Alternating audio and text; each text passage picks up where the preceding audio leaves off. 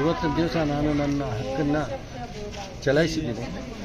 ಯಾಕೆಂದರೆ ಇವತ್ತಿನ ದಿವಸ ಪ್ರತಿಯೊಬ್ಬರು ತಮ್ಮ ಅಮೂಲ್ಯವಾದ ಓಟನ್ನು ಹಾಕಿ ದೇಶದ ಸ್ಥಿತಿನ ಬದಲಾಯಿಸಬೇಕಾಗಿರೋದು ಭಾಳ ಅವಶ್ಯಕತೆ ಇದೆ. ನನ್ನೊಬ್ಬನಿಗೋಸ್ಕರ ಅಲ್ಲ, ಇಡೀ 140 ಕೋಟಿ ಜನಗಳ ಭವಿಷ್ಯ ಇದರಲ್ಲಿದೆ. ಆದ್ದರಿಂದ ದಯವಿಟ್ಟು ಇವತ್ತು ನನಗೆ ಓಪನ್ ಹಾರ್ಟ್ ಸರ್ಜರಿ ಇದೆ, ಆದರೂ ಬಂದು ನಾನು ಓಟ್ ಹಾಕಿದ್ದೀನಿ. ಕಾರಣ ಇಷ್ಟೇ, ದೇಶದ ಪರಿಸ್ಥಿತಿನ ಬದಲಾಯಿಸಬೇಕು, ನಮ್ಮ ದೇಶನ ನಾವು ಉಳಿಸ್ಕೋಬೇಕು. ಈ ಕಾರಣಕ್ಕೋಸ್ಕರ ನಾನು ಬಂದು ಹಾಕಿದ್ದೀನಿ.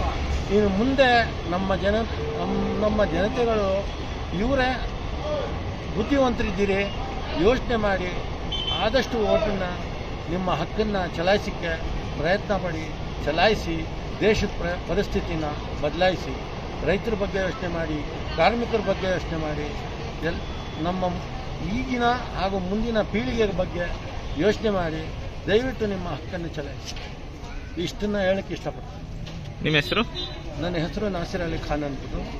ಇವತ್ತು ನನಗೆ ಓಪನ್ ಹಾರ್ಟ್ ಸರ್ಜರಿ ಇದೆ, ಆದರೂ ಕೂಡ ನಾನು ಬಂದಿದ್ದೀನಿ.